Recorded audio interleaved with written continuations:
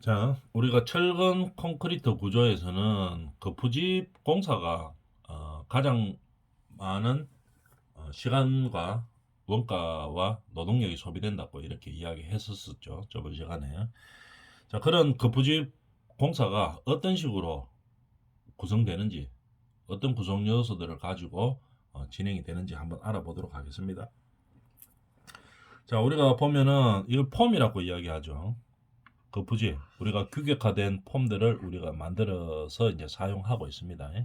그래서 예전에 규격화되지 않았을 때는 이제 상당히 뭐 시간도 많이 걸리고 그렇게 했겠지만도 요즘은 다 규격화시키고 단순화되어 있다고 하는데 뭐 어떤 식으로 되어 있는지 한번 봅시다. 자, 그러면 폼이죠. 요 두 장을 지금 붙여놨는 겁니다. 보통 두 장 이렇게 붙여놨죠. 여기가 폼입니다. 폼입니다. 요 안쪽에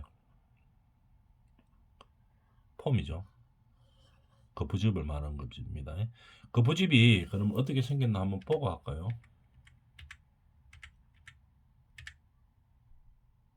지금 잘 안 보이는데 지금 요 좀만나 보이지만 요거죠. 거푸집을 이제 대었습니다. 이렇게 두 장을 대가 있죠. 그럼 거푸집 안쪽은 보통 뭐 합판으로 보통 대가 있습니다. 합판으로 대가 있고 바깥에 테두리를 쇠로 대가 있죠. 철로 대가 있고 그 다음에 요거 같으면은 한 층에 보통 두 장으로 이렇게 대가 있습니다. 그럼 두 장이기 때문에 연결을 시켜야 되겠죠. 연결을 시킬 때는 뭡니까? 폼에 쓰는 핀들이 있습니다. 핀으로 딱 그냥 꼽으면 되도록 한 개, 두 개, 90도로 딱 꼽으면 구멍이 있어가지고 그 안에 딱 넣으면 되도록 되어 있죠. 그래서 요 두 장으로 되어 있고 그 다음에 요 부분이 장선이라고 표시했는 거, 요 부분이 이 합판 하나만 가지고는 약하죠. 그렇기 때문에 장선으로 우리가 테두리가 돌려져가 있죠. 철로 되어 있습니다. 여기 이제 그 부지판이고 보통 하판이나 뭐 패널로 많이 합니다.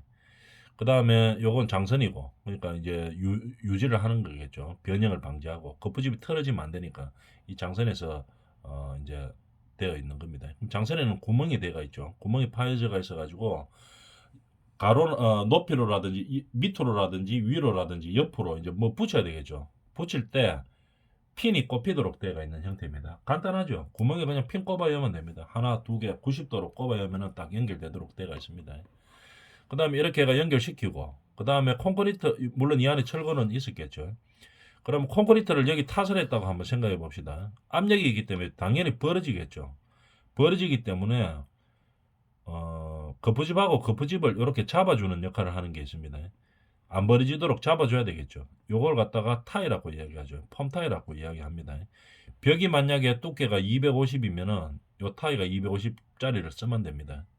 그 다음에 요 벽 두께가 200이면은 요 간격이 200이었겠죠. 벌려놓은 간격이 200이면은 요 타이가 200짜리 타이가 있습니다.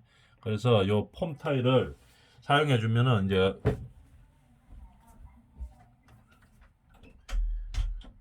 콘크리트가 탓을 했을 때 이 벌어지는 거를 막아주는 역할을 하게 되겠죠. 타이로 딱 잡아주는 겁니다. 그 다음에 이제 타이로 잡아주고 이제 폼을 설치하면서 타이 끼우는 자리가 있습니다. 폼에 딱 끼워주면은 그냥 안 버려지도록 되게 돼가 있죠. 그 다음에 이것만 가지고도 이 콘크리트를 여서 붓다고 생각해 봅니다. 설라브하고 붓고 이 높이도 있고 상당히 압력이 많이 발생하겠죠. 그렇기 때문에 그래도 이 폼 타이가 있어도 벌어집니다. 그걸 막기 위해서 이렇게 보강제를 두는 거겠죠. 그죠? 여기 뭐 보통 뭡니까 비계로 많이 합니다. 비계로 많이 하고 그 다음에 가로로 세로로 딱 보강을 시키죠. 그래도 넘어질 가능성이 있기 때문에 완전히 뭐 넘어지지는 않았지만도 터지거나 뭐 기울어질 가능성이 있는 거죠. 그래서 이렇게 지지대를 두는 겁니다.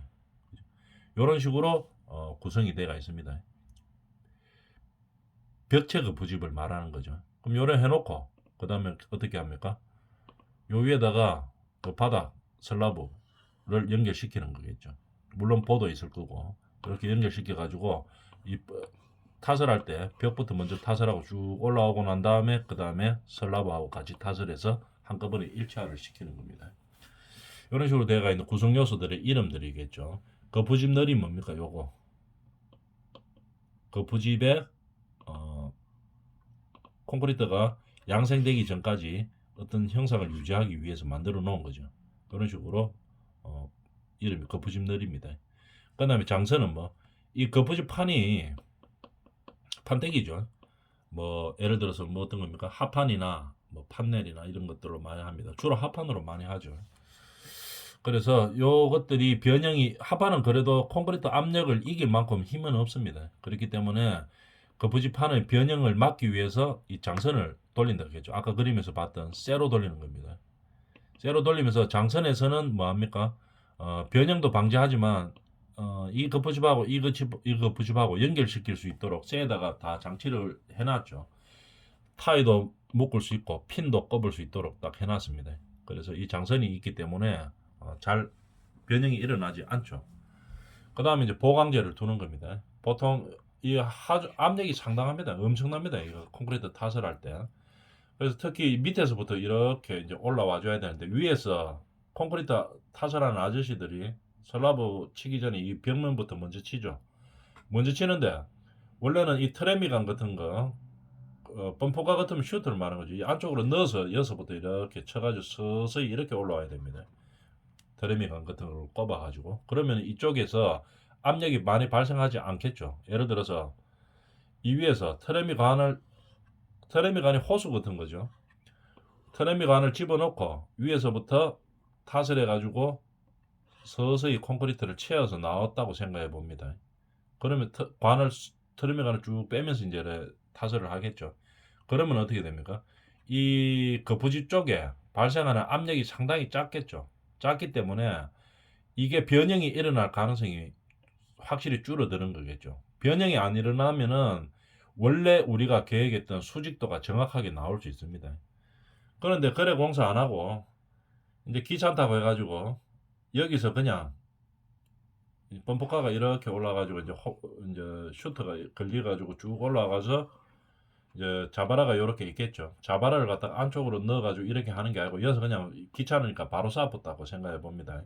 한 3m 정도 되죠. 여기서 두두둑 쌓았다. 밑에 어떻게 되겠습니까? 콘크리트가 이만큼 떨어지면서 여기 압력이 엄청나게 가해지겠죠. 그 부집이. 그러면서 아무리 보강을 잘 해놨더라도 이거 막 다 틀어집니다. 그러면서 나중에 양생시키고 난 다음에 이걸 해체하면 수직도가 이 벽면의 수직도가 계획한 대로 있는 게 아니고 여기서 벌써 터졌기 때문에 밀려나죠. 압력에 의해서. 그래서 똑바로 나오는 게 아니고 막 이래 틀어져가 있습니다. 이 벽이 기둥이나 벽이 그런 문제가 발생하죠. 그래서 시공할 때 편하다고 해가지고 위에서 그냥 콘크리트 막 보고 이래가지고는 안 되겠죠. 항상 밑에서부터 관을 집어넣어가지고 이렇게 올라올 수 있는 그런 형태를 취해줘야 되겠습니다. 물론 큰 공사나 뭐 관공사나 이런 데서는 그렇게 하는데 일반 공사는 그렇게 안 합니다. 그죠? 안 하고 위에서 그냥 막 부어버리죠. 그래서 막 문제가 많이 생깁니다. 그러면 최소한도로 어떻게 해야 됩니까? 그렇게 트레미간이라도 이렇게 안으로 집어넣을 상황이 못 된다. 안에 철근도 있고 이래가지고 이 도저히 안 되겠는데요. 이렇게 되면 어떻게 됩니까?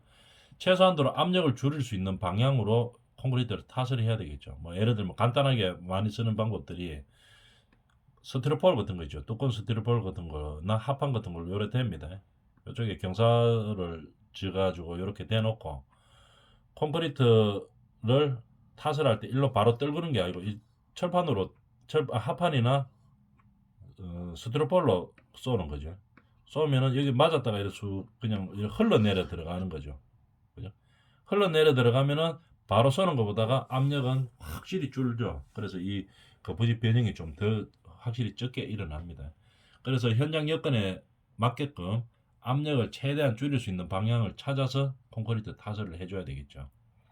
자, 이런 식으로 거푸집 변형이 구조물의 품질을 떨어뜨리는 아주 큰 문제가 되겠죠. 그죠? 거푸집을 품질이 잘못되어 있으면은 이 전체 구조물의 품질이 확 떨어집니다.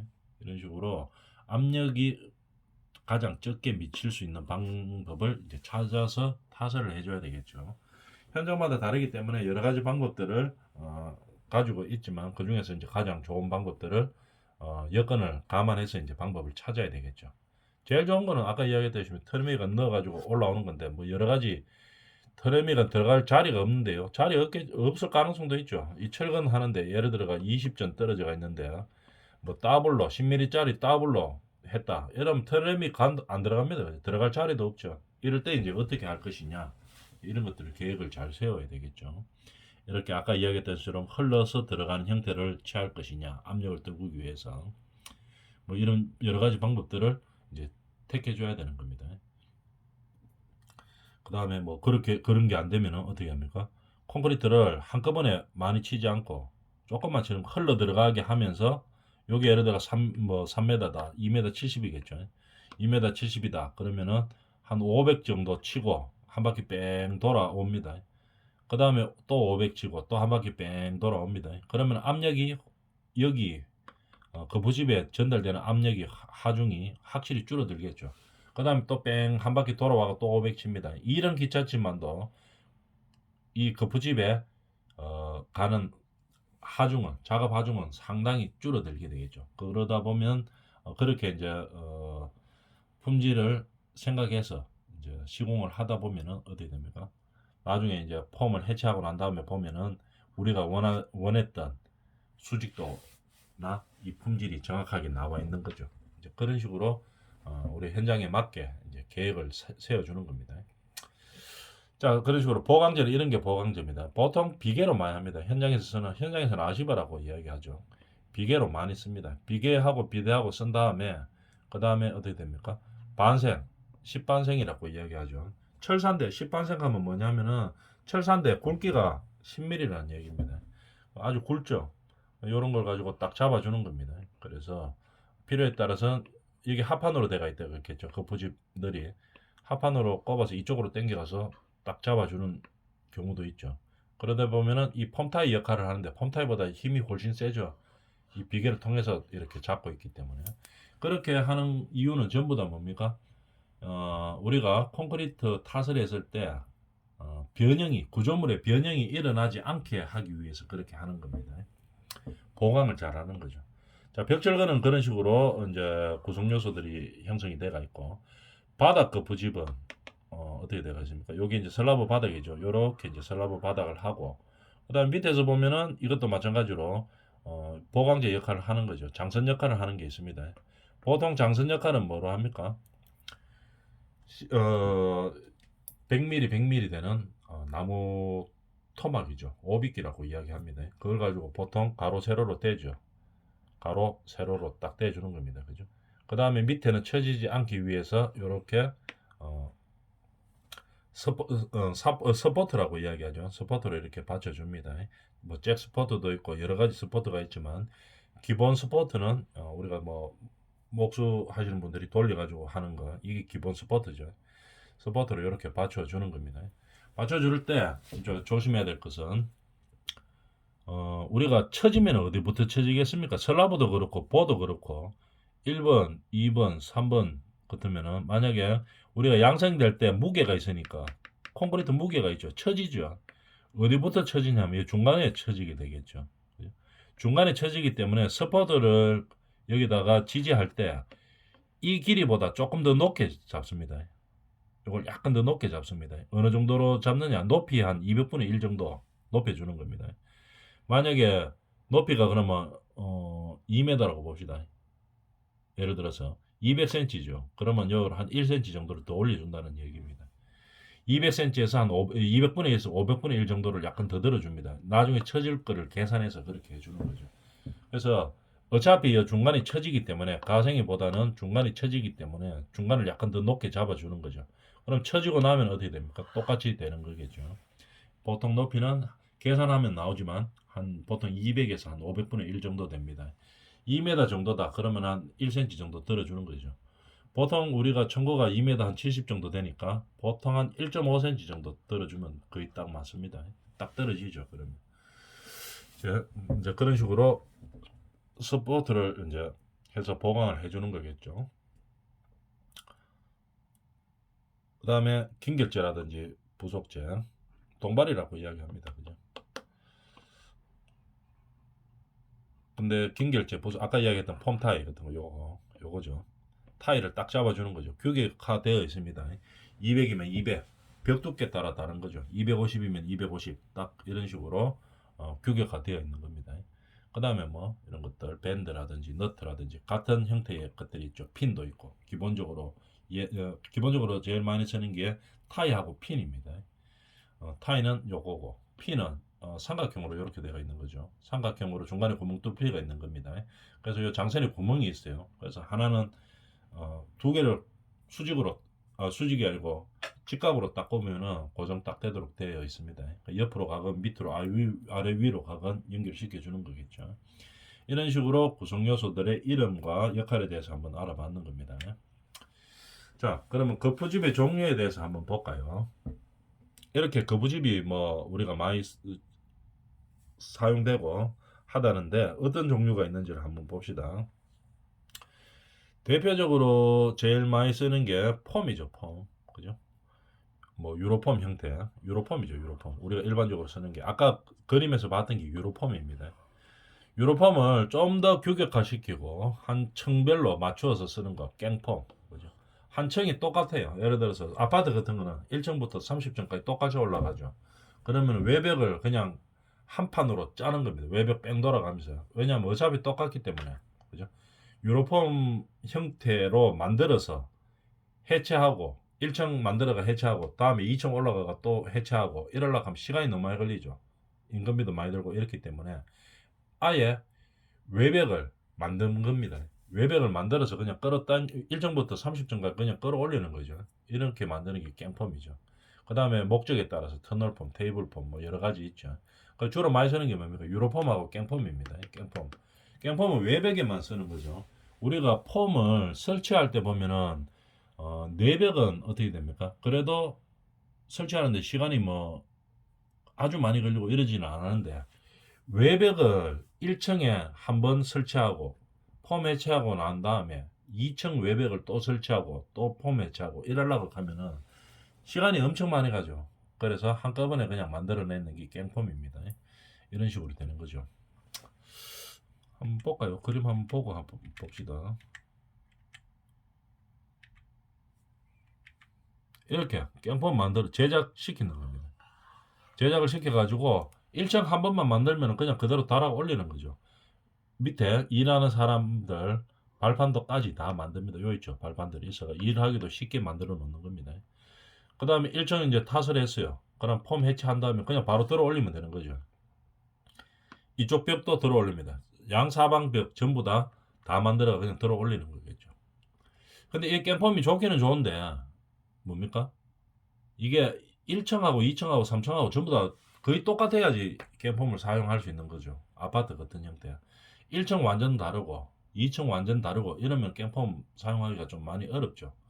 그래도 많이 다를 때는 뭐 다른 그 현장의 여건이 어떻게 형태가 어떠느냐에 따라서 그래도 깽폼이 유리하면 안에 약간 변형을 주더라도 깽폼을 쓰는 경우도 있고 아예 뭐 이게 안 된다 이래 되면은 완전 새로 제작을 해야 되겠죠. 이런 깽폼 형태로 많이 씁니다. 이런 거는 유로폼들로 쓰는 거죠. 유로폼. 그러면은 깽폼 했는데 외벽은 깽폼으로 했다고 치고 이 내벽은 어떻게 합니까? 한번 쓰가 해체 안 하고 저 1층부터 30층까지 쓸 수 있습니까? 하면 내벽은 안 되죠. 내벽은 1층 설치하고 다음에 콘크리트 타설하고 난 다음에 양생시키고 난 다음에 해체한 다음에 다시 올라가야 되겠죠. 그죠?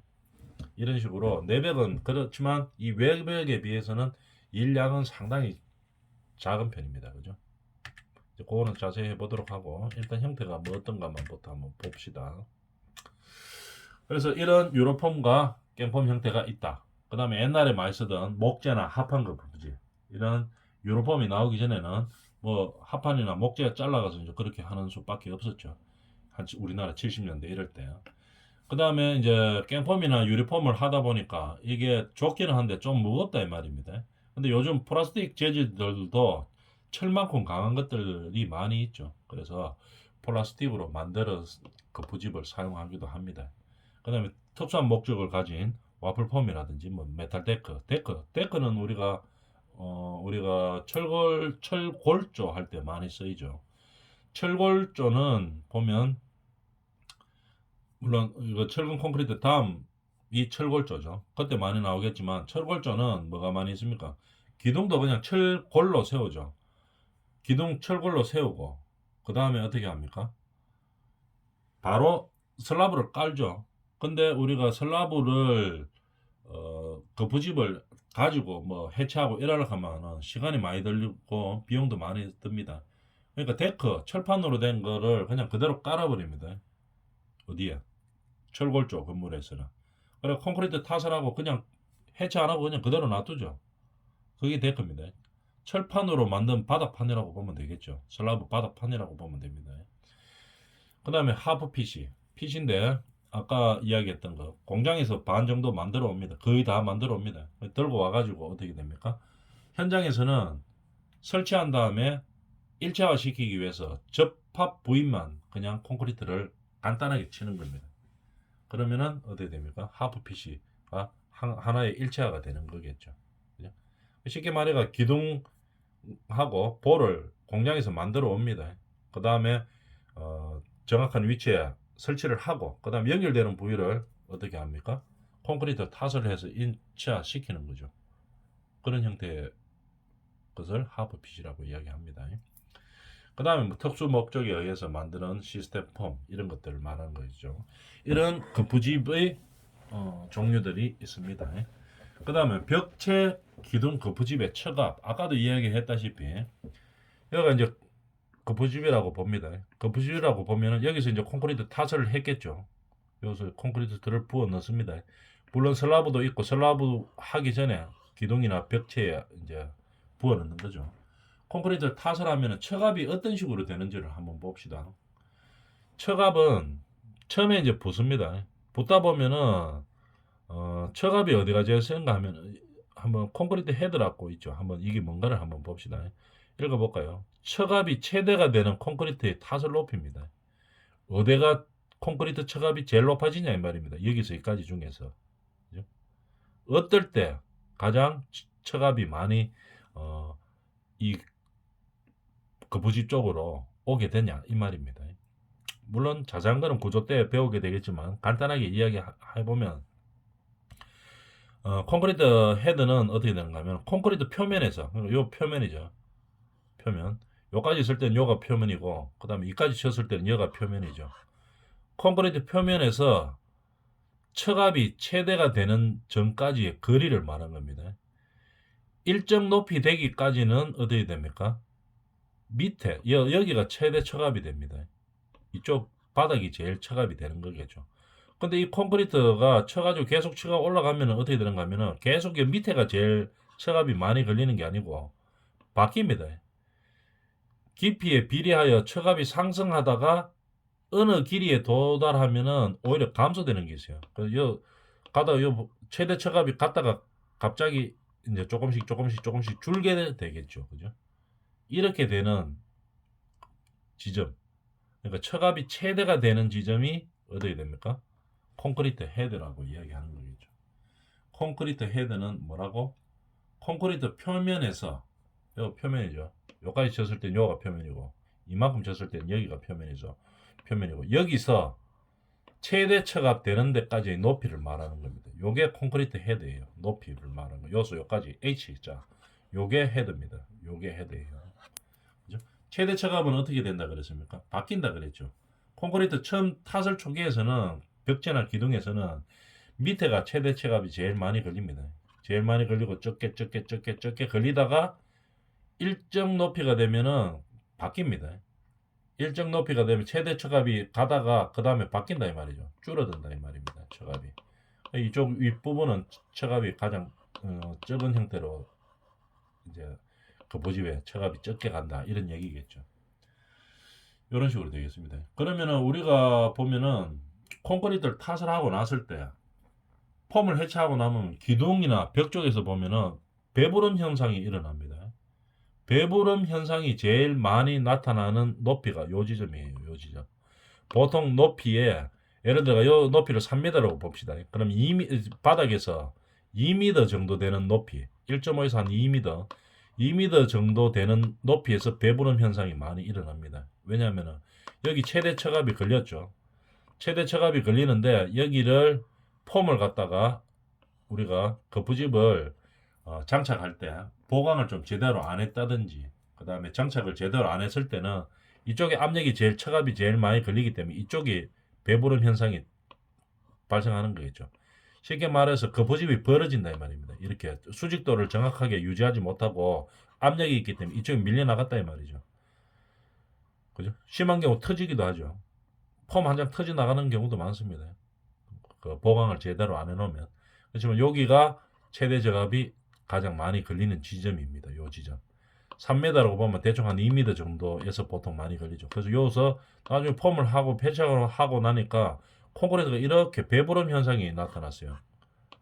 문제가 심각하죠. 그래서 요 처갑을 최대 저압이 걸리는 이 부분을 막아주기 위해서 어떻게 됩니까? 우리는 보강을 열심히 하고 있죠. 열심히 해야 됩니다. 그리고 잘해야 되겠죠. 이거 콘크리트 헤드가 구하는 높이, 요걸 헤드라고 이야기하고 처갑이 최대 처갑에서 콘크리트 표면까지 높이를 이야기하는 겁니다. 전체적으로 봤을 때 최대 처갑이 걸리는 지점은 요점이고 배부른 현상이 나중에 많이 일어날 수 있는 거죠. 폼 해체하고 나니까 배부른 현상이 일어났다. 그럼 어떻게 합니까? 여기에 콘크리트를 이제 깨내야 되겠죠. 그죠? 배부른 만큼 깨냅니다. 그래서 한 방에 다 깨내기도 뭐 그래도 되겠지만 단계적으로 깨내가지고 마감에서만 안 보이면 되는 거죠. 마감에서만 수직도를 유지하면 되기 때문에 일부 너무 많이 깨내버리면 이게 하중에 또 문제가 될 수가 있겠죠. 그래서 한 이만큼 10cm 정도 불렀다 이런데 여기가 타일로 마감이다 이러면 어떻게 됩니까? 콘크리트에서 한 6, 7cm 깨고 그 다음에 타일로에서 한 2, 3cm 맞고 그 다음에 타일로 바깥에 뭐 또 뭐가 있으면 거기서 미장에서 한 1cm 맞고 그 다음에 타일로에서 한 3cm 잡고 이래가 결국은 마지막에 딱 수직 수평 마감에선 수직 수평을 잡아줘야 되는 거겠죠. 이런 식으로 한번 거푸집이 시공이 잘못돼 버리면은 이런 문제점들이 아주 많이 발생한다는 얘기겠죠. 까지 알고 우리가 처갑이 가장 많이 걸리는 위치까지 알아봤습니다. 그 다음 거는 다음 시간에 계속하도록 합시다.